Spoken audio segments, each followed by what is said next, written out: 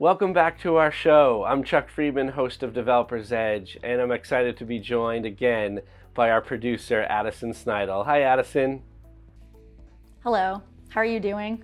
I'm doing great. This is one of those days where I have a chance to talk to someone who I worked with once, who continues to just do awesome work, is a great personality, a great friend, and someone who a lot of people look at as one of the best developer community leaders we have. Of course, I'm talking about S.J. Morris, and this is just an excellent conversation. I think a lot of people have an idea what it means to be a leader, and being a specifically developer community leader is a very important role. That person needs to know how to connect with other developers, promote what they do successfully, and also enable them to connect with each other, which is very important.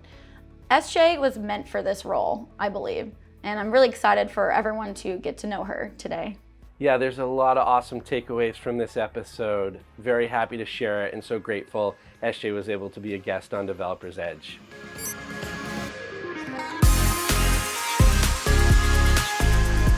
Hi everybody, welcome back to our episode of Developer's Edge. This is one I've been waiting to do for quite some time. I'm thrilled to have S.J. Morris, Senior Manager of Developer Community at HubSpot, joining us. S.J., it's so great to see you. Well, Chuck, thank you so much for inviting me to be on. It's truly an honor, and it's been so long, so I'm really excited to catch up with you. Where did you realize that you love working with developers? So I started at Context.io in 2011 as the developer community manager. That was my title, but I was also playing DevRel. I was playing developer marketing. I even did what I now understand as being, product marketing, wearing a lot of hats at that particular job, which opened up so many doors for me. And it was my first time working with developers exclusively as the core audience.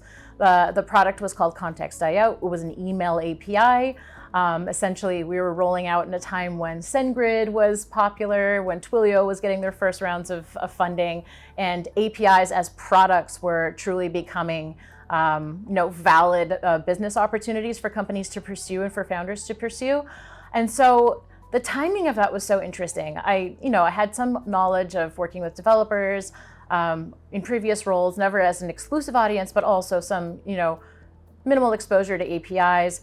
But this was my first time trying to understand how developers ticked and how I needed to sort of adapt my then community and marketing skills to work effectively and add value to this audience. Do you find that there's certain elements that complement you as a community manager that you need to have to be successful, or do you find yourself creating those or giving feedback to the organization to help sort of build a well-rounded DevRel program? So this is a great question. One of the ways that I feel like developer community plugs into overall developer relations is kind of as, a pillar that works across DevRel, the other pillars of DevRel. And to me, the pillars of DevRel, how we're doing it at HubSpot and in other places I've worked, have been developer programs. So that can be anything from events to, virtual hackathons to anything where we're kind of catalyzing developers to come together and providing them like a usually somewhat ephemeral experience to connect. So there's programs and events. There's advocacy, which is, the embodiment through individuals of that representation of developers within a company and in all kinds of different facets, particularly influencing the product roadmap, but also bringing back developer sentiment to not only fix bugs, but take the product to the next level and truly make it, make developers almost like another product arm of the company. So there's advocacy, and then there's community, which is where I see myself kind of creating the longer term homes and places of belonging for developers to really connect with each other and to really, sometimes it takes a little bit more of injecting some of those events and programs, getting our advocates involved and hosting AMAs, things like that, to really sort of get the wheels of community going. But ultimately, what I'm trying to do with our communities is make inclusive, safe spaces where developers can connect with each other, riff off each other's ideas, provide support to each other, and come together in this shared desire to build cool stuff. SJ, how do you know that a community that you're managing is healthy? When it comes to developer community specifically, I think there's this balance you need to strike between it being a support community and it being kind of a, I guess, community of practice where developers are more on the networking side and ideation side. You'll never have a developer community that is 100% support free. Developers, like, often the first point of contact to their community is when they're stuck on something and they need support. And so you may meet a developer for the first time, or a developer may be introduced to your community for the first time when they've hit that point of friction. They can't find their answer in the docs. They can't find it in the knowledge base. They've looked on YouTube. They've looked on Stack Overflow. They're struggling. And so they come into your community space with a specific question.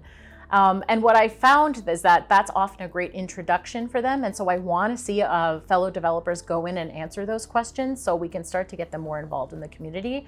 But I also want to ultimately see them kind of move into more of a idea sharing and networking based type of community connection.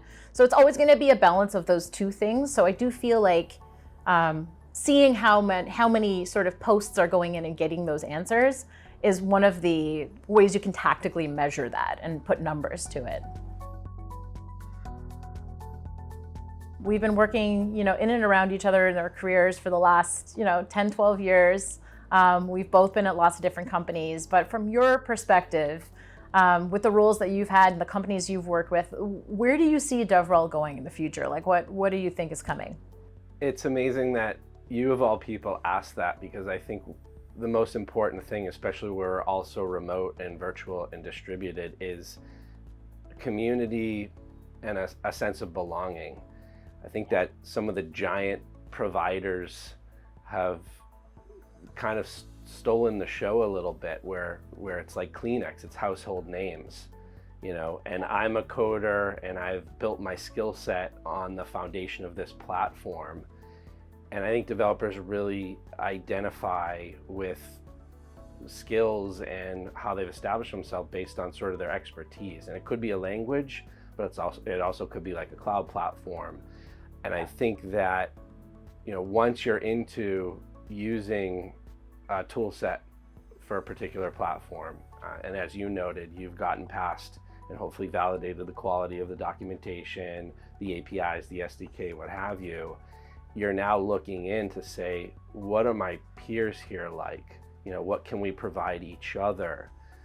What's the value of my skill set as I become expert level with this particular platform, integrating this API? Is there opportunities for me to share insight as well as absorb insight? If I write a post, if I contribute to a related open source project, what's the currency for me as a developer? And how do I know, how do I feel great about working with this platform, seeing me being able to enable others? And I think that comes down to sort of this sense of belonging. So I think it's essential. And like I said, you, of all people, who have so established with developer community management and such an incredible track record, I think that's going to be essential going forward. I can't thank you enough for your time and this conversation and all the insight that you've shared. I am just thrilled at the level of influence that you've achieved and the success that you've achieved for yourself, but also for the companies, and most specifically the developers whose communities you support and enable so effectively. I could talk to you anytime. I absolutely love what you do and what you bring to our field. Thanks so much. Thank you so much, Chuck. It was absolutely a delight to catch up, and I hope we do it more often. Thanks for joining us today on Developer's Edge. If you liked the conversation, be sure to subscribe and check out our other series. For additional content, tune in to the Developer's Edge podcast, available on Google, Spotify, and Apple. Until next time, take care, and we'll talk again soon.